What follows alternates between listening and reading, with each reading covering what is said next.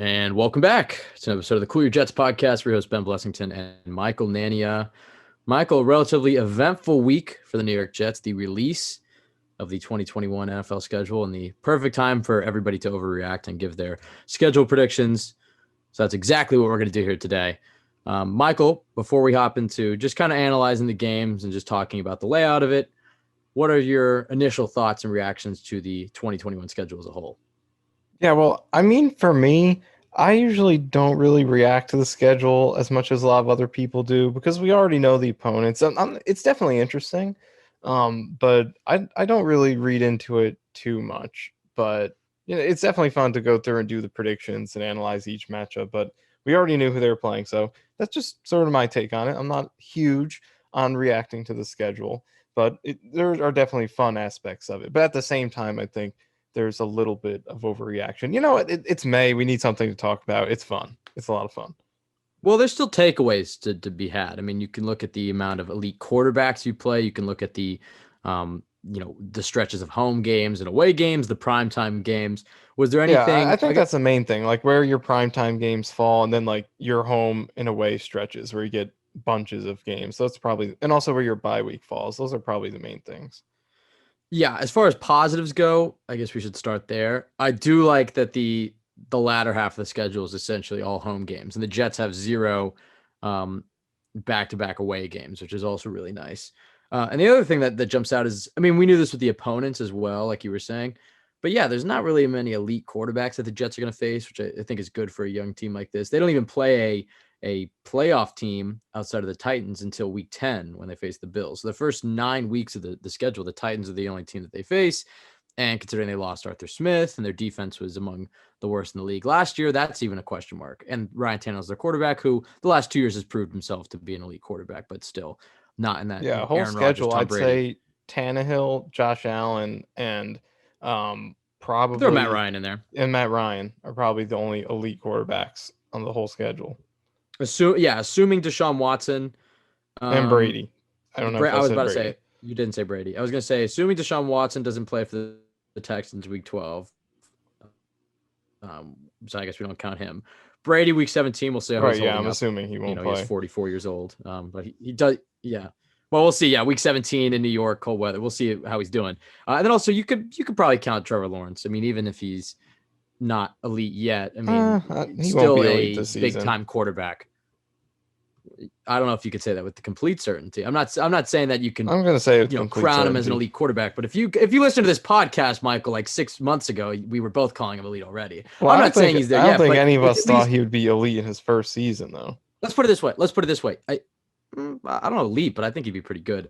He's at least a dynamic quarterback. We don't know what he is, but he's certainly capable, like Darnold, at the end of his rookie year, to be able to put together a really good game. He's not. You can't say he's bad yet, so I would throw him in that bunch of quarterbacks to worry about. But yeah, he is a rookie quarterback, so at least there's that. I guess the way to break this up is we should divide into fours. With the extra game, the last segment will include 5 games. But let's look at the first 4 games, and obviously, Or of actually, course, how about we start off with five because they have five before the bye week. Then we could do fours after that. do you want to run the show now? You can go ahead and run the show. It's just my suggestion. Joking. Okay, all right. No, you're right. That's true. Well, I guess we should mention that first. You do mention that the bye is week 6, which is probably the biggest negative with the schedule is the early bye, especially with the extra week. They do get a primetime game, week 9 against the Colts, so they get a little bit of a buffer there. But yeah, I mean, from week 10 to week 18, no breaks for the Jets, but 13 1 p.m. Eastern time games for the Jets. So there's not much a late game or late season traveling. There's not many primetime games that are going to affect the next week's schedule or anything like that. So the Jets still made out pretty fine. But yeah, okay. We'll start with 5, the first 5 games of the Jets schedule. And of course, the NFL schedule makers had to have the Jets and Panthers play week 1. There was at least an inclination that it was either going to be the Panthers or it was going to be the Jaguars, kind of in my mind, if they didn't go divisional. Michael, what are your thoughts on this matchup? Old foe, your favorite guy, Sam Darnold, going to be an away game for the Jets. It's kind of a bummer. I wish that the NFL schedule makers would give the Jets a home game to Christian, their rookie quarterback, but I'm certainly glad that this game against Sam Darnold isn't a home game. Yeah, it's going to be a high ceiling, low floor matchup for us from a Jets fan perspective. If they win this game, especially with the quarterback matchup, if Wilson plays good and Darnold doesn't, it's going to be really satisfying. Um, but if it goes the other way and the Jets lose, Wilson doesn't play well, Darnold plays well, there's going to be so much overreaction from Robbie it. Anderson.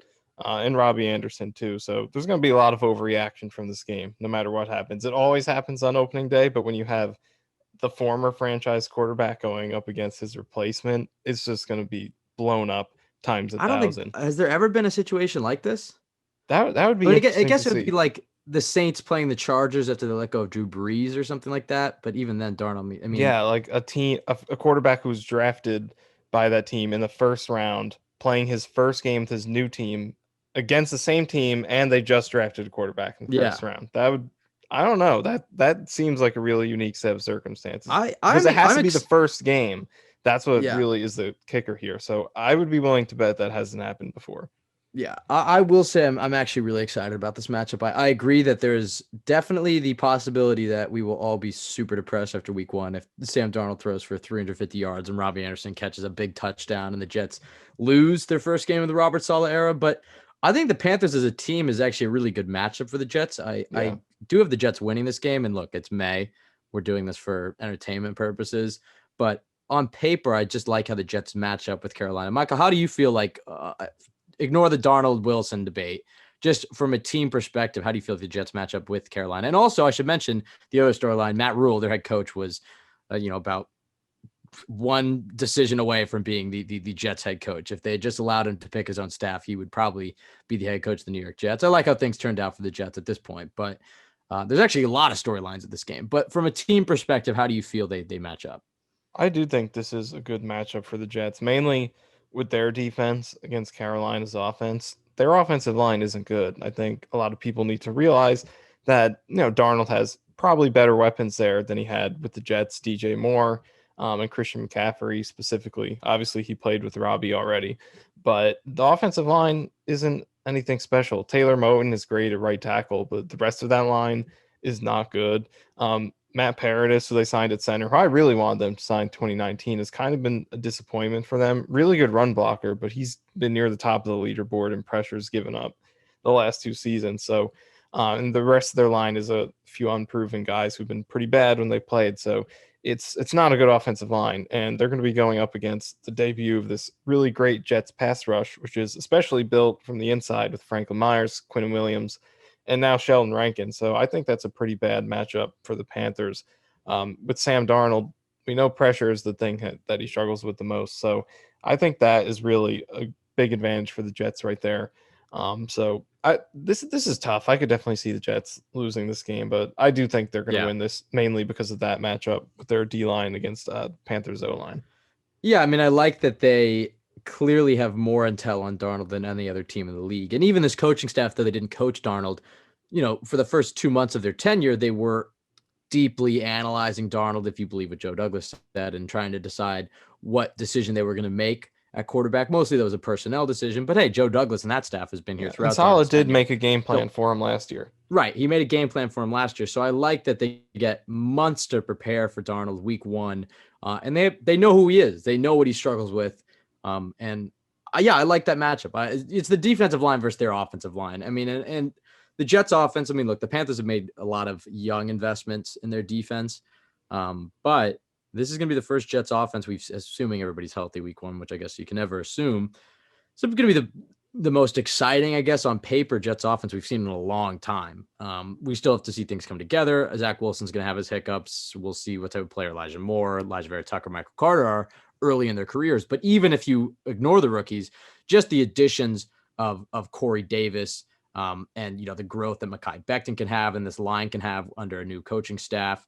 I think that this offense is a pretty low bar to clear, but I think it's pretty safe to say it's going to be a better offense than we saw last year. And the ceiling of this offense in particular does lend itself to, or lend me to believe that, by the end of the season, this could be one of the better young offenses in the league. As far as a win-loss thing, I mean, I guess maybe we should do percentage chances. I think that's maybe a little bit smarter. How confident are you heading into this game against the Panthers, Michael? Yeah, I think that's a good way to do it. So I just feel like there is a good chance the Jets are going to lose this game because debut of a rookie quarterback, new head coach, a lot of adjustment on the road. happening. Although the Panthers do have a new quarterback themselves, but a little more continuity throughout the rest of the roster. And the Jets are playing on the road.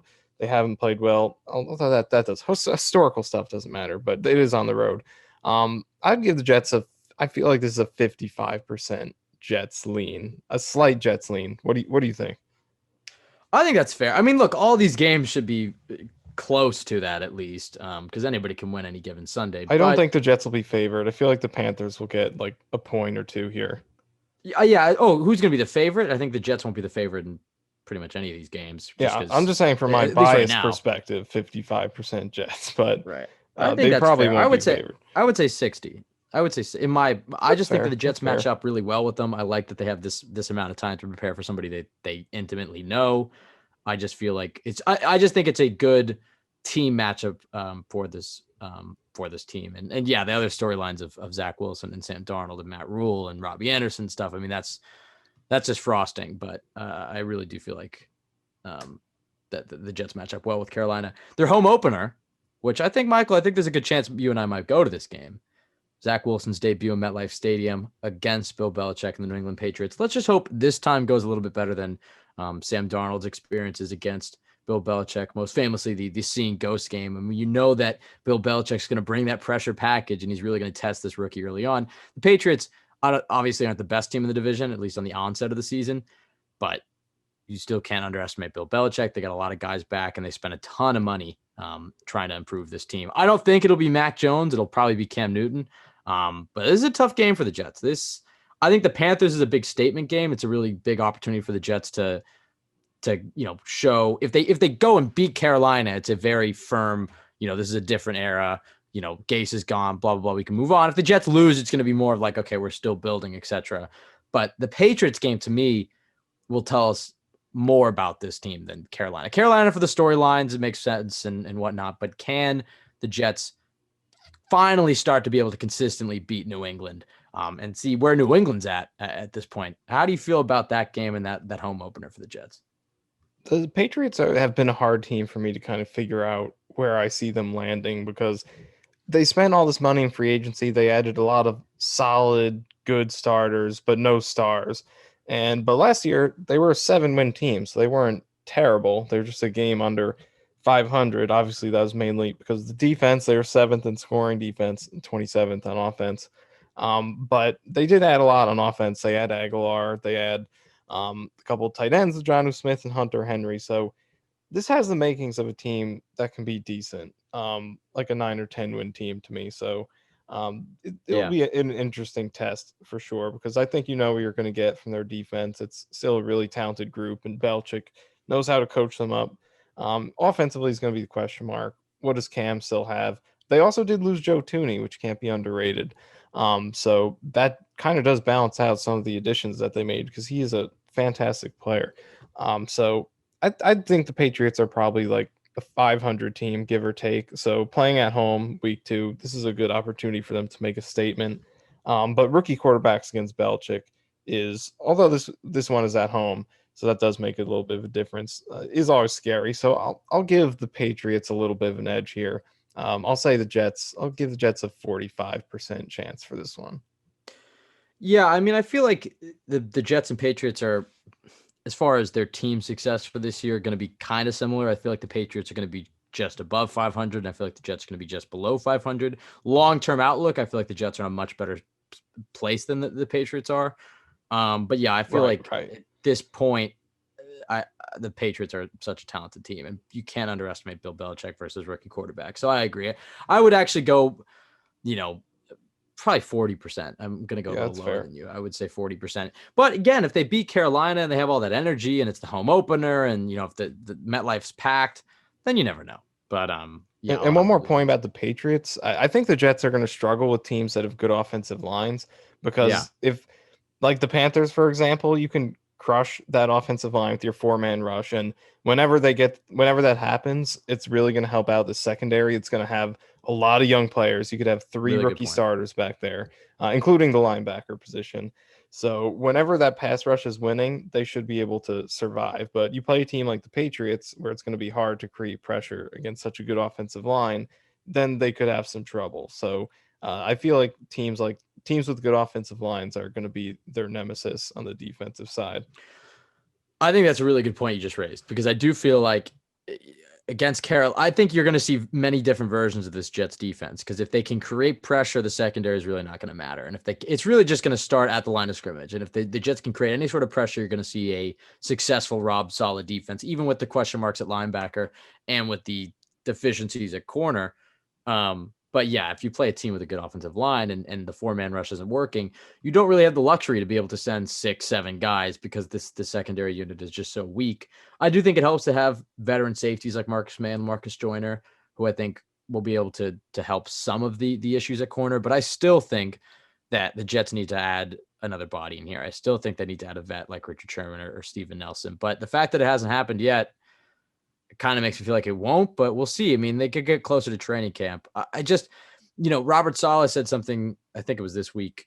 It might have been a Rich Eisen show, but he was just talking about one of the things he learned from Pete Carroll was that you got to play the young guys early, because they may take their lumps early, but the growth, the long-term growth that they're going to have is going to be worth it. So I do expect the Jets to be playing more young guys than probably we've seen, even if they're a little bit better of a team. Like, I do expect Michael Carter II to start in the slot. I do expect the first 4 draft picks to all start. I could see Jamie and Sherwood. I mean, you could have 6 starters from this class alone. You could have 6 rookies starting this year in my eyes. So I still think they should add a veteran though at that cornerback spot, because even just looking at the health wise, like, sure, okay, on the shirt, you could probably get by with Bryce Hall and Bless Austin and ignore all the rookies, but just those two, they're not great, but hey, maybe they'll improve under this coaching staff, whatever. But both guys have struggled with injuries. In fact, the reason the Jets were able to get both of them on day 3 was because they both slipped due to injuries, and they weren't able to play until halfway through the rookie season. So it's just like, to count on those 2 guys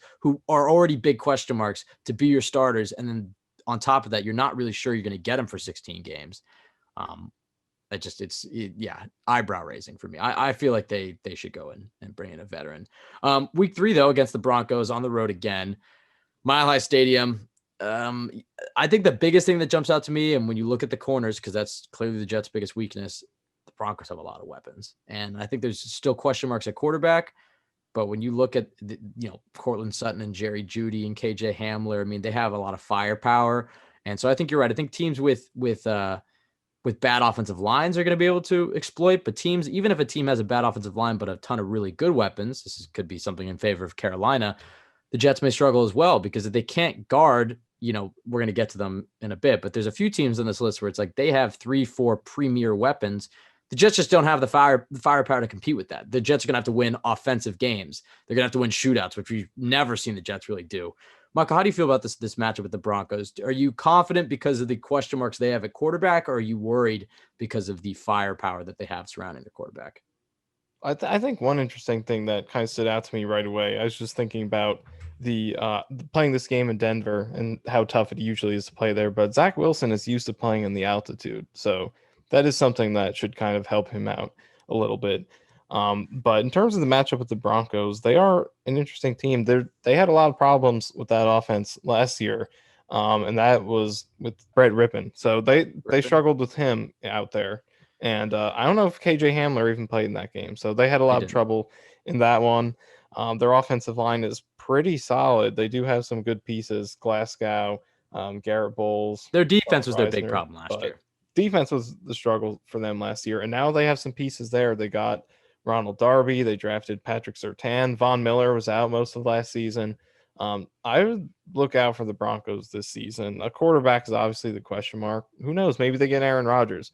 But this is a good team. So this one I think is going to be pretty tough in week 3. Playing on the road, that's one of the better home field advantages in the league. Although I think Wilson, growing up in Utah, playing in the altitude, he should be a little bit used to that aspect of it. But this is going to be a tough one. I would give the Jets probably like 35% chance for this one. Wow. Okay. Yeah, no, I like this team. I think they're going to be pretty good outside of quarterback. Yeah, I mean, I think they're kind of another 500 team. I give the Jets 45%. I think you're right, but I do think that I don't think Rob Saleh is scared about Drew Lock or Teddy Bridgewater. And I think that is a big thing for this team, is that they're going to face a lot of mediocre quarterbacks this season, and they might have some deficiencies in the back end of their secondary. But if you can force pressure like this Jets defensive line is constructed to do just with that 4-man rush, I don't really see Teddy Bridgewater or Drew Lock carrying Denver. So I think you're right. I think they're a better team than the Jets, but that quarterback situation is just such a question mark to me. And I'm really confident in Rob Saleh's ability to scheme against bad quarterbacks that, I'll give him a 45% chance to win. And I agree with you. I another think they'll thing about probably their lose. wide receiver group is that it's a deep one. Judy, Hamler, Tim Patrick, Cortland Sutton. So they go 4 deep. The Jets are especially going to struggle with groups like that because they just Right. do not have depth. Like even if you do sign Exactly. a Sherman or a Steven Nelson, you have Sherman and Bryce Hall. If hopefully Bryce Hall progresses, which is okay. But then beyond that, you still don't have the depth. So I think it's mostly the deep wide receiver groups that are going to be trouble for the Jets, more so than like the Panthers, for example. DJ Moore and Robbie Anderson, pretty solid duo, but then they don't have a ton of depth in terms of pass catchers. But a team like the Broncos that has 4 pretty good receivers, that's where they're going to have trouble. Yeah, I completely agree with you. Let's fly through some of these a little quicker. We'll lump these two together because I do think they're tied into each other. The Titans and the Falcons. When you look at it, the Titans are the only playoff team from last year that the Jets are going to face in their first 9 weeks, but they're losing Arthur Smith. And you and I are both huge fans of Arthur Smith. I do think he was a huge reason for their success. And their defense really wasn't all that good last year. And I don't really love their offseason either. So I think the Titans are going to take a step back this year. I like Ryan Tannehill. I still haven't completely bought into Ryan Tannehill. And I don't know if that's just a stigma type of thing or maybe I'm a hater, but I think he's good. I just don't believe that to me, he's like Kirk Cousins. Like he's a good quarterback, but he doesn't really scare me. He's capable of having 400-yard games, but I can also see him throwing 3 interceptions and losing. I think that Titans game at home is actually, I think the Vegas odds makers aren't going to give the Jets much of a chance, but I feel like that's a good chance for an early season upset for the Jets. On the flip side of the things, I hate the Falcons matchup for the Jets because I think they're a team that has a ton of offensive firepower. Just look at the addition of Kyle Pitts already to Ridley and Julio Jones. Matt Ryan's a veteran quarterback. Jeff Holbrick, I guess, knows Matt Ryan fairly well, but Matt Ryan also knows this defense fairly well from going up against it in practice. I think the Jets lose this game. They have to travel all the way to London. I think it's kind of the flip where you look on the schedule and say, hey, the Falcons are picking 4th last year. They're a bad team. The Titans are in the playoffs. But I actually would flip that. I would say the Titans scare me less than the Falcons. What about you, Michael? Yeah, first with the Titans, I do like this matchup. And, just talking about the point with the Broncos, that's a really deep wide receiver group. The Titans are the opposite of that. A.J. Brown is fantastic. I love him. He's probably top 5 receiver in the league. But beyond that, they have pretty much nothing at wide receiver. And the offensive line is pretty good, but it's not what it used to be without Jack Conklin there. They do have some other question marks. And their defense isn't good. And they lost Malcolm Butler. They didn't have Logan Ryan last year, but their pass rush isn't that great. They're going to have a rookie starting probably in Caleb Farley if he's healthy. Janoris Jenkins is way past his prime. This is not. I think the Titans are going to take a step back. I don't think they'll be terrible, but I could see them having a losing record this year, and I think this is a good matchup for the Jets. I will give them a 60% chance for this game. I think this is a good matchup for them. But I agree with you. The Falcons are going to be a tough one because, again, it's a all-around deep group of skill position players, a lot of threats for you to deal with. I don't know who on this team is going to match up with Kyle Pitts. I guess we'll have a good idea by that point. Yeah, it's probably going to be whoever wins that will linebacker position. We'll see plenty of him. And you'll probably also see a lot of the safeties dropping down playing him, whether it's Joyner, May, Ashton Davis. This game, the way the Jets win this game is a shootout, which is kind of fun. Right. I think it could be fun for the London crowd, but the only chance the Jets have at staying in this game, in my eyes, is a shootout because the Falcons are constructed in such a way where I think they're kind of the worst type of offense for the Jets to face. Yeah, this is going to be a shootout. Their defense still doesn't look good. And also they played a lot better last season once Ulbrich was promoted, and then he's gone now. So that's sort of a loss. I don't see their defense being good at all, but their offense can be top 5. So this is going to be a shootout type of game. And it's going to depend on what Zach Wilson's how good Wilson's playing at this point. Is he going to be capable of winning that kind of game? But I'm gonna lean towards no this early. So I'll give the Falcons a slight edge. I'll say this is a 45% type of game for the Jets. Looking forward to the next four. Obviously, the Jets have their bye week 6. And at this point, I feel like, I guess let's take a pause here for a second. After the first 5 weeks, I know you don't want to put too many, you don't want to make too many record predictions or anything, but when the Jets are sitting there at their bye week 6, how do you feel um, their season, just looking at their first 5 weeks, should be going? I mean, is there a goal in mind, or you're saying, okay, if they can get 2 wins out of their first 5, because we were talking about it, that their only primetime game week 9, I kind of like the placement of that, because if the Jets can just win like 2 games, even if they're not, incredibly competitive, they can at least go into a primetime game this season with their season not completely lost. They could be 2-5. It's like, okay, you win your 3-5, you're back in it, which isn't like a great feat or anything like that. But just the last 2 years of Jets football have been so brutal the first few weeks of the season that I kind of like the way the schedule's shaking out, even though there's some tough matchups. I guess, Michael, how do you feel about the first leg of the schedule? Because during the Adam Gase years, I mean, they just had some of the worst September football I've ever seen.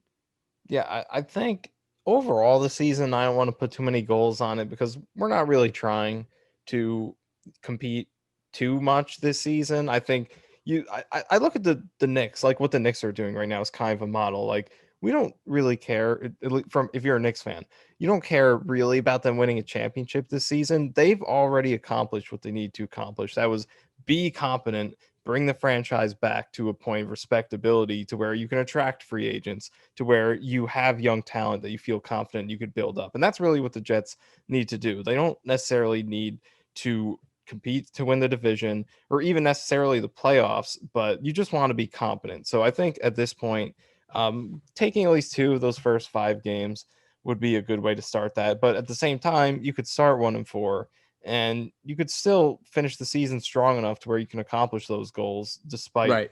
the cold start. And especially finishing a season is like you'd rather finish the season hot than uh, start cold and finish hot than the other way around, because that gives you the From momentum a doesn't carry over. But from a perspective sort of point of view, how people look at it on the outside, it's definitely more I positive. I guess, but as a fan, I would rather have them start hot, because then at least all your games are in it. I'm just so sick the last I two mean, I years agree with that you. the Jets are I'm out just of it. saying that I don't think we like in terms of what's important for the long term health of the team. I don't think it necessarily matters that much. But I agree with you. I do want to see games that matter beyond week 1. That would be fun.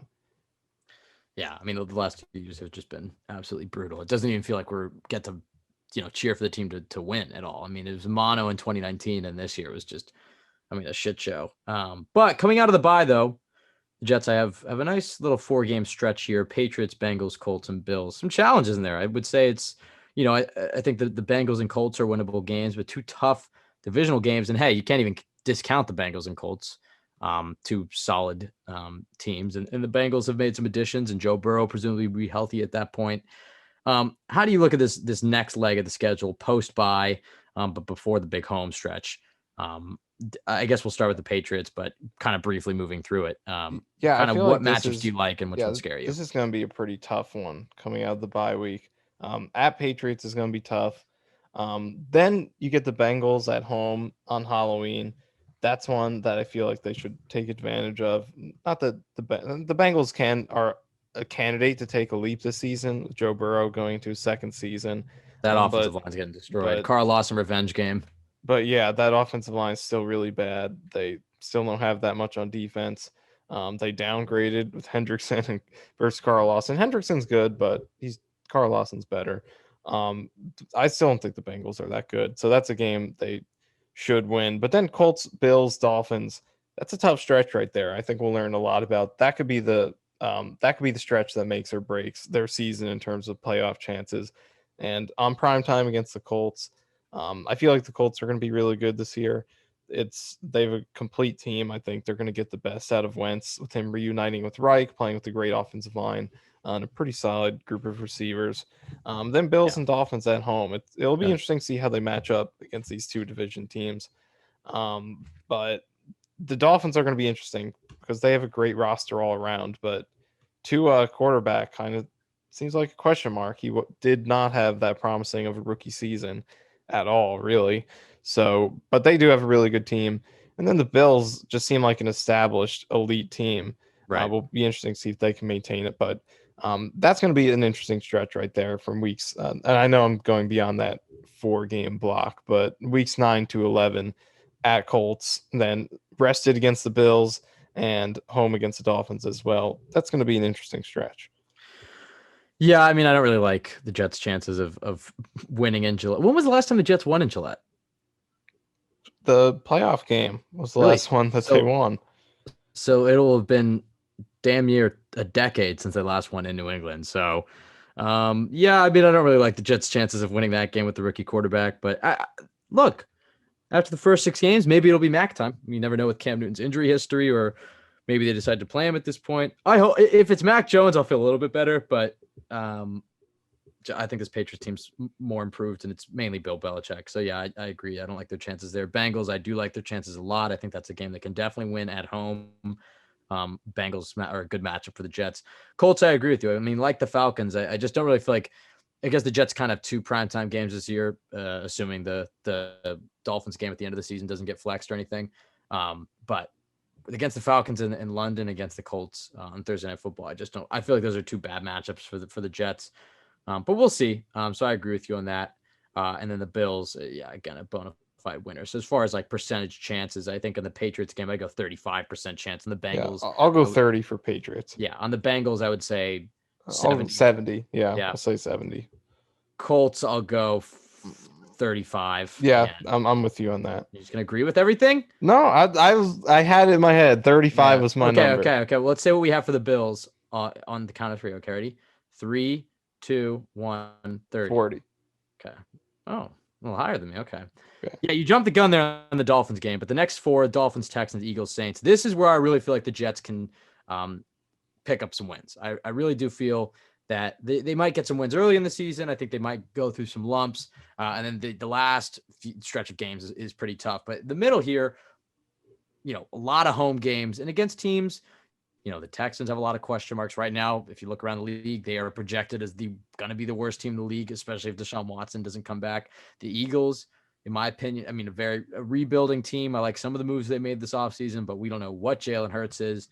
And then the Saints, I mean, a good team, well-coached team under Sean Payton, but no Drew Brees. I think you might see a little bit of a transition there. So I think there's some winnable games here. And then also those 3 games are sandwiched by 2 Dolphins games. And the Dolphins, like you mentioned, are, a good team, a well-coached team, a team supposedly on the rise. But yeah, I agree. I don't think Tua is that impressive. And we'll see if he can turn it around.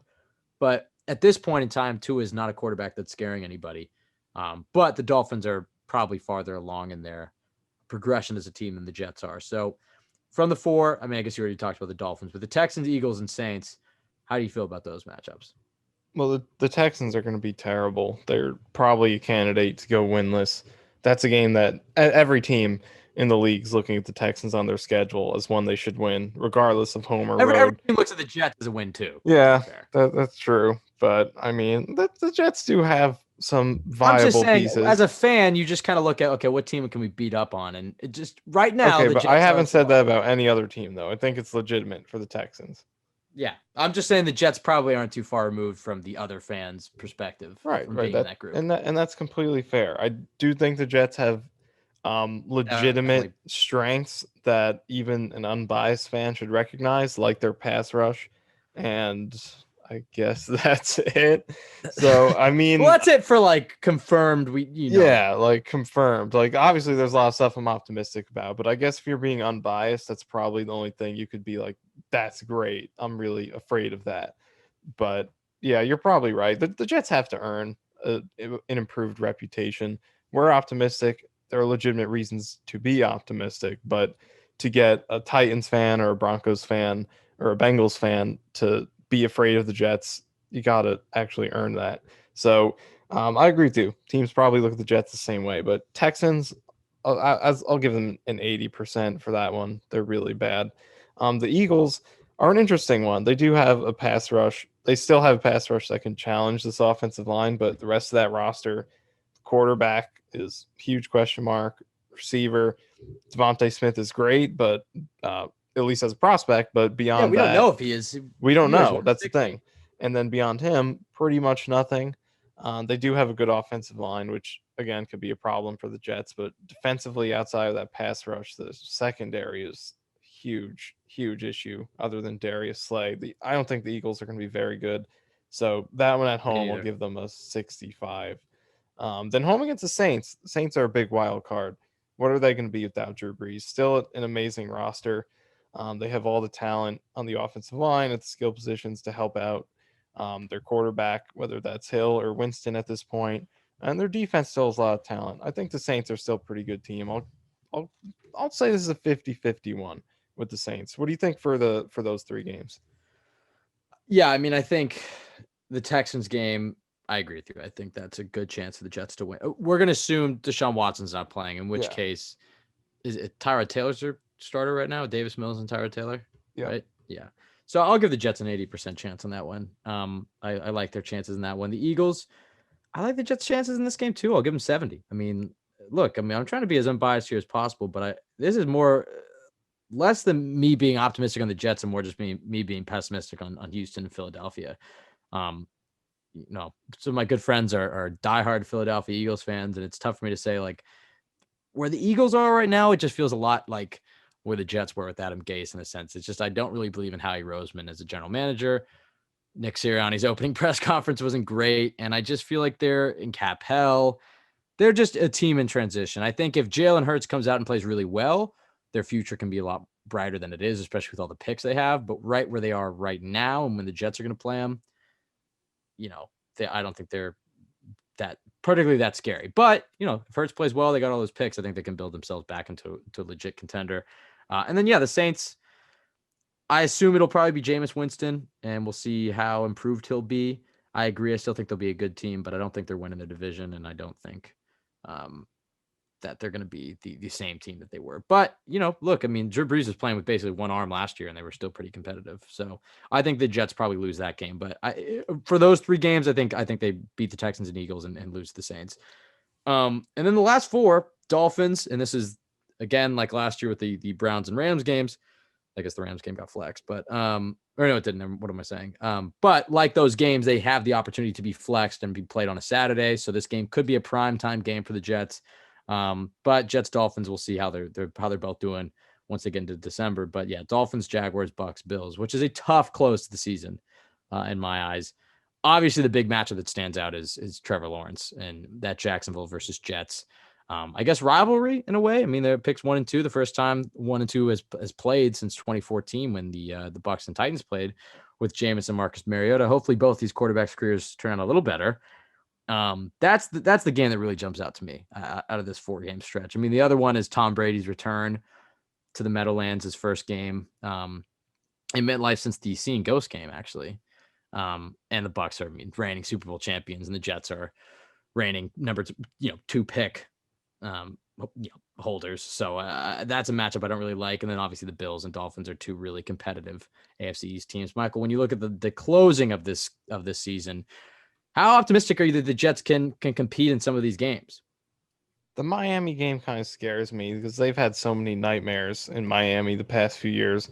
I mean, really, just think about these Miami trips they've had. Every year it's some sort of debacle, whether it's the Darnold, Spencer Long game, the Josh McCown awful interception in the fourth quarter game, the kickoff return sort of blown lead the year before that. Oh yeah, Darnold threw a grenade and got picked off, and then this year we Oh, got right, shut off that happened in with Joe 2019. Flacco. This has Miami has not been kind to the Jets, even though it's essentially a home game for them every time they play there. But maybe things will be different with Wilson. But at Miami, I looking at if the Dolphins are the same team they were last year, I'll give the Dolphins a little bit of an edge here. I'll say it's a 45% game for the Yeah. Jets. Wait, the last time the Jets started not to cut you off, but the last time that the Jets won in Miami was Geno Smith's perfect passer rating. And at that Right. point, I don't even think it was Hard Rock Stadium at that point. I think it was still Sun Life. So Yeah, you're because yes, they won the London game against the Dolphins in right. 2015. But since then, it's just been a complete mess.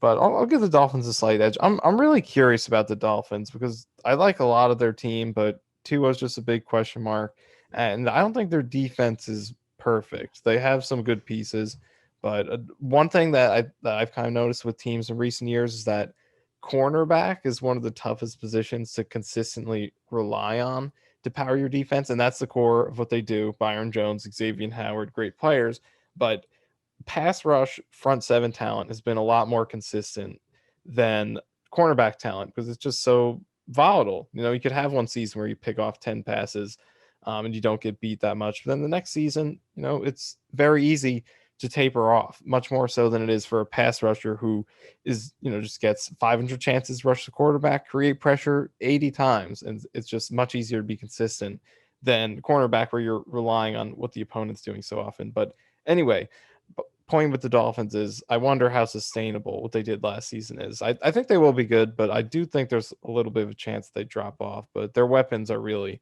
Yeah, on offense are terrifying. Jalen Waddle, Will Fuller, Devontae Parker, Preston Williams. That's really good. So that's going to be a problem for the Jets. I'll say it's a. I'll knock this down to a 40% game. But then the next two games, Jacksonville. I feel like the Jaguars aren't going to be good this year, even with Lawrence. I don't It's like Urban Meyer. yeah, I just don't like the leadership, the way that they're building it. Their defense is still pretty bad. Offensively, they do have some good stuff going for them with the running back group.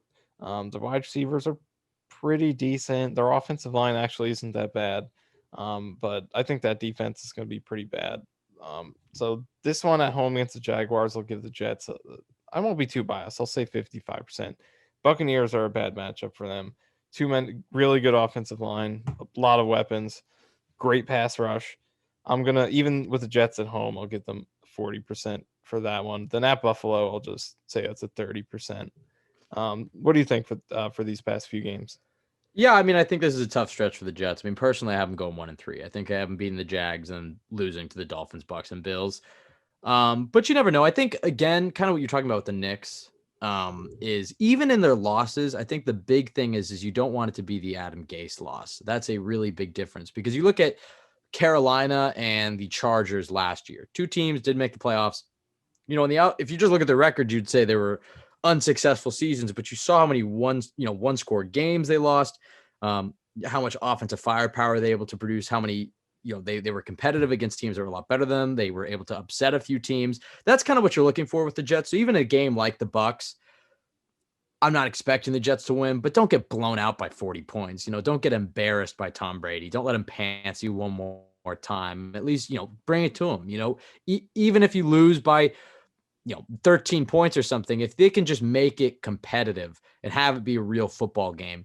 Because similar to the starts of the last two seasons where it's like the Jets are 0-3 and it's like, wow, the season's over. And let's look at draft prospects. They've had a lot of losses that were like that as well, where it's just like they just start to get blown out in the first and second quarter. And it's like, there's not even a game. We're just sitting here watching just for fantasy points and scouting. I mean, like, give us actual real football games that go down to the wire. The Jets have been blown out way too many times in the last 2 years. So it's like, it's going to happen. The Jets are going to get blown out at least a few times this year, but statistically speaking, at least, but try to limit those. I mean, especially against those that elite competition, because you kind of would hope that even if the team's a lot better than you, because they're a lot better than you, because it's a big game, Tom Brady coming back, that you can at least bring it to them, and have a close competitive game. When I look at the schedule as a whole, I'm trying to find what are the big X factor, most important games, the swing game where it's like, if you win this, I mean, that shows us a lot about the team you're going to be this season, but just the team that you're going to be under Robert Saleh. And obviously this is important for a first-year head coach and a first-year quarterback, because there's some games that we're going to learn a lot about this team in Robert Saleh's tenure. And I would say the first one's obviously Carolina, because I just feel like there's a million storylines in that game, and it's the first game of his tenure. And I just think, depending on how the Jets play that game, and look, again, like what we're saying, even if the Jets lose a close one, I can still salvage it. Just don't get blown out by your former franchise quarterback and Robbie Anderson and the coach you could have had, because it's literally the most Jets thing that could ever happen. In my history of being a Jets fan, if I had to just predict what would happen without knowing and having any of the optimism I have about this team, I would say the Jets are going to get blown out. But I have a lot of optimism about this team. I do believe it's a different era. Like, I really do believe that this is not the same old Jets. They have to go out and prove it, and they have a great chance week one. The other two, the Bills game week 10, because, again, not a game I expect the Jets to win, but this is the best team in the division. It's New York's team at this point. let's see how they play them. Week 10, I think I would like to see that matchup between Robert Saleh, whose defense got embarrassed by Josh Allen last year. I want to see how Zach Wilson plays against an elite elite defense, excuse me, probably the best defense he'll have played the entire season. That's a big game for me, a big statement game for the Jets. Even if they don't win, just what type of team are we fielding? And then the last one is the Week 16 game against the Jags, because I just think, again, storyline, but I just think that the Jags are a similar team to the Jets, kind of the way they're building. The Jags have done things a little differently. I like the path the Jets have taken. But that's a big game for the Jets to really prove themselves that they are taking a foot out of the basement, that they are finally rising back up. And those 3 games, to me, from the start of Robert Saleh's tenure to how they compete against the divisions of the lead, to how they compete against a similarly similar team, I guess, with a rookie quarterback. Those 3 games to me are the most important. Mike, when you look at the schedule, I guess, what are the games to you that kind of jump out as really big statement games for the Jets? Yeah, I agree on the opener. I know it's a low hanging fruit just because it's the opener, but there's a lot on the line there from a perception sort of perspective. Just going up against Darnold and playing on the road against a team that is, sort of on the rise, and And, also against and Matt sorry, Rule. just to say something, like, because you mentioned perception, the biggest difference to me, or maybe not the biggest difference, but one of the biggest differences to being a New York sports team is that perception does matter. Like, those type of storylines are going to be in the back page of the New York Daily News, the New York Post on Monday morning. And the perceptions that you have, especially for week 1 of your rookie quarterback and your rookie head coach going against your former franchise quarterback, like, that does matter. That does set a tone, and that does kind of seep into the locker room a little bit too. So I agree that this perception does really matter for the New York Jets. Yeah, and just overall this season, I feel like that's the big goal. And obviously, you need wins to come with it. Wins is how you earn a good perception. Good losses can only get you so far if you're getting them too consistently. But there is a point where you can win. Be a couple of games under 500, be 7-10, be 8-9. I'm still trying to figure out these records. But there's a point where you can show progress, be competent, show you're a team on the verge, and that just improves your status, how you look to free agents as you hope to improve your attractiveness to them on the free agent market. Same thing for coaches, whether it's just assistant coaches coming in. You don't know if Mike LaFleur or Jeff Ulbrich leave down the line, you have to replace them. You also want to improve your attractiveness for the coaching staff as well. But in addition to those things, it's also important to just, regardless of the record, establish you have young talent, establish you have a young core that's going to grow, specifically at quarterback, but across the roster. You just want young players to be a part of the success, and they're going to have a lot of opportunities to do that. The amount of rookies that'll be starting, the amount of second-year players that'll be starting, and also free agents they signed who are still in their primes and aren't old. So those are the big things. But in terms of swing games and important games, Panthers week 1, I definitely agree. There's a lot on the line there in terms of perception. Pats coming out of the bye. I like this one. If I think a big trademark of good coaching staffs is the ability to take advantage of things like this coming out of the bye week. Can you win when you have a week of rest? Go into Foxborough, take advantage of that. I feel Right. like that's something that a guy like Saleh should excel at. So this is a good opportunity here. Would be a good spot to break this drought of losing in Foxborough. So Panthers week 1, Patriots week 7. And in addition to that, I do agree with you on the Bills game, but just for the sake of changing it up, I'm going to go with the Jaguars game, week 16. I already Playing up said that, against, but I know I'm going to steal that one, even though I won't steal the Bills one, but yeah. going up against Trevor Lawrence, I love how sure. you just went. I love how you literally just went. You know what? You said the Bills. I'm not going to steal it. Jaguars, though, which was literally just the other one. So, Right, right. I another don't one. want to steal all of yours, so Well, I'm then just you've I, choose another one. Damn it. okay. Okay, I'll mix it up. Um, I'm just looking at the schedule here. Nothing else Well, really we already popping out. shared You the took Panthers the one. good ones. What do you mean nothing's? Okay, fine. All right, I have Colts another one if game. you want. Colts game. No, Prime no. Okay, time. shut up. Shut up. No, the Bucks. The Bucks is a big one. We kind of already mentioned why, but I do think there's a good chance it's Tom Brady's last time ever playing the New York Jets. It's right at the end of the season, so again, it's in that spot where, look, the Jets already have their rookie quarterback. So I mean, maybe they're at a position where they're trying to tank a little bit to try to get Thibodeau or Stingley or something like that. But let's just hope that they're not in that situation. even if they're out of it week 17, it's still a big game in my eyes. I think that can be, the quote unquote our Super Bowl type of thing. It's like you're going up against the defending champs, the guy that has tortured your franchise the last 2 decades, a home game, the last home game of the year. I think that's a big game. I think that's a big statement game for the Jets that even if they finish 4-13 or 5-12 or whatever, if they can try to at least not even win the game, just be competitive in that game. It's just a big statement. It's kind of like you're kind of hoping for when Sam Darnold and the Jets played the Packers at the end of Sam Darnold's rookie season, where the Packers were actually not that great that year, but they were a better team. And then the Jets took it to them, and the game went to overtime, and Darnold had a great game. That's kind of the things that you want to see Zach Wilson go up against Tom Brady, one of his childhood idols, and dominate and play well. Even if they don't win, just play competitive football and show that the New York Jets are not the same. So that to me is a big statement game. I can make the argument that's more important to me than the Jaguars game. Yeah, I'll be completely honest. The reason I picked the Jaguars and the Bills, I didn't remember what you picked, so yeah, I wasn't aware. Selective hearing. This one just stood out to me. The Titans in week 4. I think this is a spot where the Jets could be at this point 1-2, and that 4th game is always, in terms of your chances of making the playoffs, is always a really important game. If you don't start, regardless of how you start out, it has a big effect on playoff chances. And week 4 played the Panthers in week 1 on the road.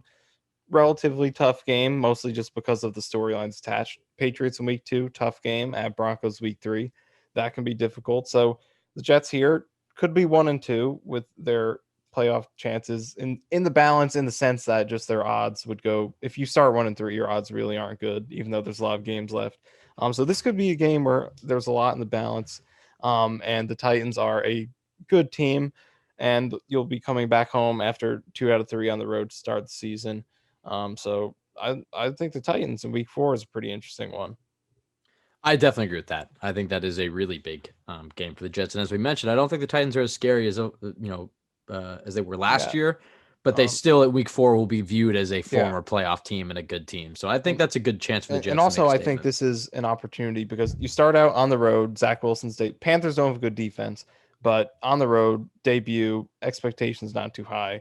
Then you play the Patriots and Broncos, 2 teams that have pretty good defenses. We know what the Pats can do. The Broncos struggled defensively last year, but they added a lot. Von Miller's back. I see that as a good defense. But you come home in week 4 and you play a Titans team that does not look very good defensively. And again, you're back at home. This is a real chance where you could, where Zach Wilson can break out and have his first big time game, sort of like Sam Darnold did in his rookie season. When he came home for the Broncos and the Colts, 2 teams that actually did end up having really good defenses that season. But, sort of how, Darnold had a great game start his career, but then he sort of tapered off the next few games. Miami game, he was okay the second week. Then he struggled against Cleveland and Jacksonville. But it was weeks 5 and 6 where he really took off, at least early in the season, before he struggled a little bit against the Colts and the Broncos. And I feel like this spot right here against the Titans in week 4 is where Zach Wilson can have his first true breakout superstar game. Not that he can't do it before that, but this is just a good window to do it in early October. Yeah, okay. A few more questions for you. One, probably the more important of the 2. What's your favorite matchup of the entire season? Whether it's a pass rusher versus an offensive tackle, or a receiver versus a corner, or safety versus tight end. We'll ignore QB on QB matchups, but pure football one-on-one matchups, guys who are going to be going up against each other. Is there one that jumps out to you? Well, I guess let's talk about the rookies a little bit. So Vera-Tucker is going to get some good interior D lines. DeForest Buckner against the Colts in week 9. The Eagles still have a good interior D line with Fletcher Cox and a few of the other players. They still have Brandon Graham, etc. So they also have Javon Hargrave, who's a top interior guy. So those are a couple of good matchups for Vera-Tucker to start his career out. Looking at Elijah Moore, the cornerback, that's one thing I am noticing on the schedule. It's not an amazing group of secondaries that they're facing. There are a few good ones. Or edge rushers, really. I mean, there's some good team pass rushers, but there's not really, Shaq Barrett is, unless I'm just completely spacing on somebody, really the only. Denver, Chubb and Miller. Chubb and Miller, I guess, but yeah, Tampa Bay, Denver, yeah. Yeah, that's a really good point. This is a weak group of edge rushers too. Mekhi Becton shouldn't have too hard of a season. Let's put it Yeah, that way. he kind of had a little bit of a gauntlet last year. Justin Houston, he faced Chubb for a little bit. A few other guys. He had a pretty hard group. Bosa, Frank Clark, Bosa, both yeah. Bosas, although he barely played against Nick Bosa. Melvin Ingram that Chargers game too. Miles Garrett at the end of the season, but this year looks like he could catch a little bit of break. But vera-tucker has a couple of good interior D lines. Denver actually for Elijah Moore, that's a pretty good matchup. Bryce Callahan should be back for them. So he's one of the best slot corners in the game. That'll be a good matchup for Elijah Moore. And then for Zach Wilson, just looking at defenses overall, him against that Tampa Bay defense should be fun.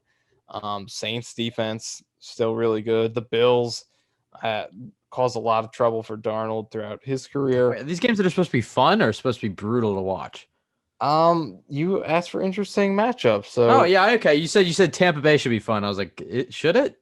it, I hope it is, but if he plays well, it'll be fun. It'll be I don't fun like. I don't from like an the. I don't like intrigue the Todd. I don't standpoint. like the Todd Bowles revenge game with Tom Brady's last game against the Jets. I mean, like it's a big statement game for the Jets, but I don't know if fun is the Okay, word. the Texans game, that'll be fun with their Great. amazing Yeah, team. those are my favorite types of games. They'll definitely lose the Texans game and beat the Yeah. Bucks. I think it is important to note though that it's really. I mean, there's some good teams, but it's really not too bad of a schedule. I mean, we knew that with the opponents, but yeah, not many premier quarterbacks playing and not many premier edge rushers. And those are the two most important positions. And the Jets are going to face some good, well-coached teams. I think that's a big thing. I think they have some good coaches on this schedule, but not many premier quarterbacks or edge rushers. So I guess, Michael, your overall, I'm going to ask for it again. It's May. Doesn't matter. But look, you listen to this podcast if you're already listening, and we're like an hour into a Jets schedule breakdown. So you probably want to hear it a little bit. How do you see him? How do you see him finishing? I mean, if you have to make a ballpark guess, still a lot is going to happen. But look, we know their coaches. We know who they've added in free agency. We know who they picked in the draft. We know their quarterback. And we know who the team is going to be. They may add another corner. They may make some moves right at the end of training camp. We may learn some stuff in training camp about how Zach Wilson's playing and what. Like, we'll learn more about this team as we go through the summer. But I would say we have about 95% of the information at this point. So you can make a relatively educated guess. I mean, there's still some things that can happen, injuries and whatnot. But how do you see him finishing? Well, based on the percentages I gave, I had them favored in 6 games and then even with the Saints. So I'll go on the optimistic side. I'll give them 7 games, but I think they do have enough upside to where if everything breaks perfectly, sort of like how it did for the Dolphins last season, that they can be above 500. And coaching is really the number one reason because, last year's team we thought had enough talent to maybe do that, but when your coach is Adam Gase, your talent is going to fall on the low end of its potential Right. versus, And it the was high already end. not much talent to begin with. Right, exactly. But when you have a coach like Robert Saleh, you have a coaching staff that has a lot of guys who have been a part of the development of really good players, then there is a good chance that the whole can be greater than the sum of its parts because you have guys consistently getting closer to their ceilings than their floors, which is what was happening last season. So I do think this team has a ceiling of probably 10 wins, but I'm gonna be even keeled. I'm gonna say 7 wins with most of those wins coming later in the season, but they can be a lot better than that. But the one thing I do feel confident about is I think this team does have a relatively high floor in the sense that they won't be extremely bad. Like I can't see them winning, and not that 6-11 is good, but I can't see them winning fewer than 6 games. But for this team, that is a step up. But like I just don't see a team coached by Robert Saleh being absolutely terrible, a complete mess. Knock on Maybe wood. maybe you consider 6-11 a mess. I guess that is up for debate. The Panthers won 5 games or 6 games, whatever it was last season, and most people praise 5 games last season, and most people praise what they did. So I could see that type of season, but I'm gonna go with 7. I feel like that's the number for me right now. Yeah, I would say there's probably 4 games I'm very confident in the Jets winning, and then there's a few games that I feel like the Jets have like a legitimate chance to really make a statement. Like I'm not going to count the Panthers game in the bag or the Titans game in the bag, but as far as games that I'm fairly confident in the Jets winning. I would say the Bengals, the Texans, the Eagles, and the Jaguars. Those would be the 4 games that I think if I was going to put money, I'd say those are the 4 I think they win. But I actually have the Jets winning double that. I have the Jets going 8-9. And Michael, I've been an optimistic Jets fan my whole life, and I think that's the only way to really get through it. I love how 8-9 is now the optimism bar for us. But I'm going to take you through a schedule here that I've laid out. I picked every game. I tried to make it realistic yet optimistic, but not over the top. But I tried to have some good moments. I just want your reaction, because I think it's a realistic type of good season the Jets could have. But maybe there's some negatives here as well. So I want you to. I'll split it up kind of like we did. Okay. So I have the Jets starting pretty hot. If we're gonna look at the first 5 games before the bye, I have them actually starting 3-2, and actually 3-1. I have them beating the Panthers and the Patriots, losing to the Broncos, beating the Titans, and losing to the Falcons. I think we talked about the Panthers game. I think that's a big statement game for the Jets. I do think they match up well, and I think they win that game. The Patriots game that would be a big statement. I kind of feel like if they win the Panthers game and they've got that momentum high going, it's the home opener. I don't really love the Patriots this year. I gave them the game. I mean, let's be honest. It's the optimism side of things. I think the Broncos are a tough matchup for the Jets. I went back and forth, but I gave them the loss. The Titans, I like the matchup, so I gave them the win, and the Falcons, I hate the matchup. So 3-2, that's a great start for this team, right? They go to the bye, they come out. I have them losing to the Patriots. I think Bill Belichick gets his revenge. I have the Jets beating the Bengals. So at this point, they are 4-3. Yep. Then I have them losing in prime time to the Colts, 4-4. I just don't love the matchup there. I have them losing to the Bills at home. Again, just don't love the matchups. They're 4-5 at this point, right? Unless I just completely screwed up my math. Yep. 1, 2, 3, 4, 5. Yeah, okay. 4-5. Now, 3-game win streak. Dolphins, Texans, Eagles. I have the Jets winning 3 in a row. So now you're at this point where it's like, hey, we're 7-5. We can make some noise here. We're in the hunt. When CBS shows the wild card graphic, the Jets are going to be up there. So this is a successful season in my book. I like all 3 matchups. I think the Dolphins are the toughest game of the 3, but I'll give the Jets the home game against the Dolphins. And then I had the Jets kind of collapsing a little bit, losing 4 of their last 5. I have them losing to the Saints and Dolphins, beating the Jags, and losing to the Bucs and Bills. So they ultimately finish 8-9. I think this is a optimistic yet realistic expectation for the season, or I guess like hope for the season. Losing 4 of the last 5, like you said, I mean, it's kind of negative and it's not a great way to go out. But I guess the hope is that they're maybe competitive in some of those L's. I think that's kind of the best case scenario for the Jets this year is kind of an 8-9, 500, have some winning streaks, be in it towards the end. And then you just have a tough break at the end. So hopefully those 4 of those 5 losses aren't blowouts. Hopefully they can play tough, but I mean, it's a tough last 5 games. Yeah. How would you react to that? They can definitely win 8 games. I just think that it's more likely they start slow and finish strong. Right. Than the other way around. And that would be better. But I also think it's just more likely because there's a lot of turnover with this coaching staff. There's a rookie quarterback. I feel like they're more likely to finish strong than the other way around. And also the home game lean towards the end of the season. From weeks 10 through 17, you have 6 home games out of 8. And the 2 road games are Houston and Miami. So not the toughest road trips in the world. So I do think that if they are going to have that sort of near 500 season, it's going to be, maybe a 1-3 start, 2-5, something like that. And then they sort of pick up near the end, but I could definitely see 8-9. I agree on the surface that makes a lot more sense. They started the season with a lot of away games and everything you just laid out, but I went mostly off the matchups. I mean, I think the most egregious game I gave him, I think, was the Patriots game week 2. I think that was the only one where I kind of stretched myself a little bit, and that might just be because I'm hoping they win because I'm going to go. But every other game, it was mostly matchup based. I mean, when you look, I think the Titans is, as we said, the playoff team, but I believe that they're going to fall off a little bit. I like the Jets are at home. I think I agree with you that it would make more sense to flip it the other way. But I can kind of see the Jets getting off to a hot start just because I think the beginning part of their schedule is just a little easier. I think it gives them, a better chance at winning. But yeah, I guess for a team building perspective, you kind of would hope it'd be reversed, that they kind of catch fire and they get, the wind at their back. But as we saw in 2019, that doesn't really carry over or mean much. Michael, last question for you before we get out of here. Best uniform matchup of the season. We have not seen the Jets in these uniforms against the Panthers, against the Titans, the Falcons. No, we did. The Falcons? No, they hadn't changed their uniforms yet. the new Bengals uniforms, and the Texans, and I think that's it. Eagles, unless they play in the We saw preseason. they played in 2019. Oh, right. And then the Saints we saw in preseason. Did they play the Jaguars? Did you mention the Bucks? They haven't seen the Bucks. I haven't played the Bucks yet. Okay, so the Bucks. All right, there's a few new uniform matchups in there, and then there's also home and away, so there's some differences there. Best uniform matchup. I will say one thing that stands out right away is we know in week 1 the Panthers are going to wear white. That's always what they do for their home opener.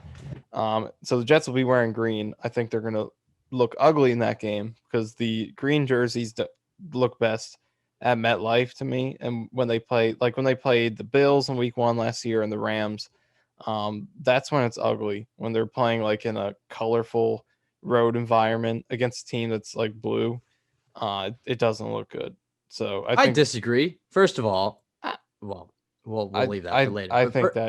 I think that's clearly when they look the worst. No, but I think week 1 against Buffalo in 2019 they looked great, and obviously yes, at MetLife last year. At MetLife. No, it wasn't about the stadium. It was because when they played week 1 in 2019, it was clear skies. When they played in 2020, it was overcast. Remember, it was different lighting and just overall. They're called clouds. They're called clouds. It's not the weather. Look at Carolina. The weather's part of it, but it's also just where you're playing. It's different lighting. It's mainly the weather. When they played the Bills in 2019, pretty much the exact same lighting because they're the same teams. The same colors are reflecting off of the same uniforms. Like, I think if you look at Carolina's, this is the stupidest conversation we've ever had, but there's a lot of dumb ones on this podcast. But Carolina, if you look at all their week 1 games, perfectly clear skies. I think that's where you're going to see a really hyper-reflective, bright green game for the Jets.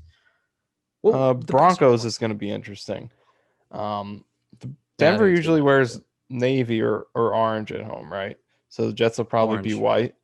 I think it would be interesting to see the Jets wear green against them. But looking at the rest, Atlanta is going to be that was a really good matchup in the preseason game when the Jets were all white. Atlanta didn't even have the new unis yet. Even though those were the old Falcons uniforms. Bengals, I think that'll be a good one. The Jets will probably be, assuming they'll wear green for that.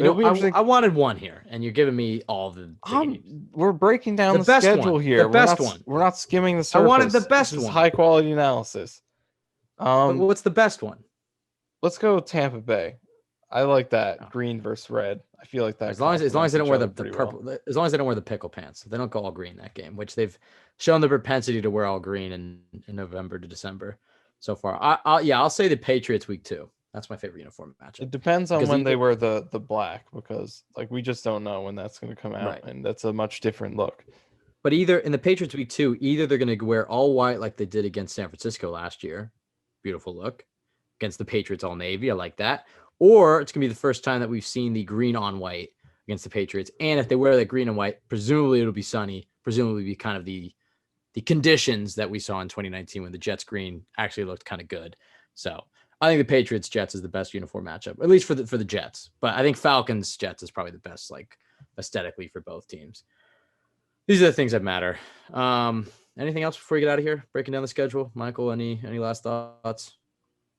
I like that they finished the season with 9 straight Sunday 1 p.m. games. It just people love that. Helps you get into a routine. People love that, and it's probably better for the team. But obviously I like the primetime games. It's just fun because even if you suck, at least the whole world gets to watch you suck. So at least it feels like the games have some sort of importance. Like 2019 I just don't like 4 o'clock games. So I'm glad they don't have too many. They just have the one against Denver. So I agree. 4 o'clock games suck, but I wish we had a Monday Night Football game. And hey, maybe someday we'll get a Sunday Night Football game. Was the last one I think it was. Well, they were on NBC when they played the Buffalo. Yeah. But that doesn't count. But I think it was 2011 against Patriots. Against the Patriots. I was actually at that game, so I can't believe it's been that long. Yeah, we need to get back on Sunday Night Football, hopefully before Al Michaels retires. So I was 11 years old the last time they were on Sunday Night Football. I don't even like to think about. Yeah, the last time the Jets were even in the playoffs or anything. I mean, like I'm 21. Zach Wilson, let's put it this way, because Zach and I are the same age. Zach Wilson would have been 10 the last time the Jets were in the playoffs. And now he's our quarterback. That was in the first half of his life. Yes. Oh, yeah, he may have been 11 at that. I don't know, whatever, but same thing. All right. I guess we'll get out of here. You can follow us at TYJ Pod on Twitter. You can follow Michael at Michael_Nania, myself at Ben W. Blessington. I had the whole routine, and now ever since you told me not to tell people where to find the podcast, I'm kind of lost. I'm treading water here. I don't know. Less is more at this part. Leave us a rating on iTunes. Find us at Jets X Factor. That'll do it for us. Yeah, I think that's it. I'm trying to think if we have anything else. I don't think we do. Michael, I know our areas for last words, but 7 wins, 8 wins. Is that, you think that's a pretty safe bet? Are you going to bet the over on? I think it was at 6.5 we saw, or is it 6 games? I'd go over on that. You go over. Okay, Michael Nania's betting advice, new segment on the show. Over on the Jets win. 100 reasons to believe in Sam Darnold. 100. This guy has a great track record. Totally listen to everything he says. All right, everybody. Thanks for listening, and remember, don't let the Jets ruin your life.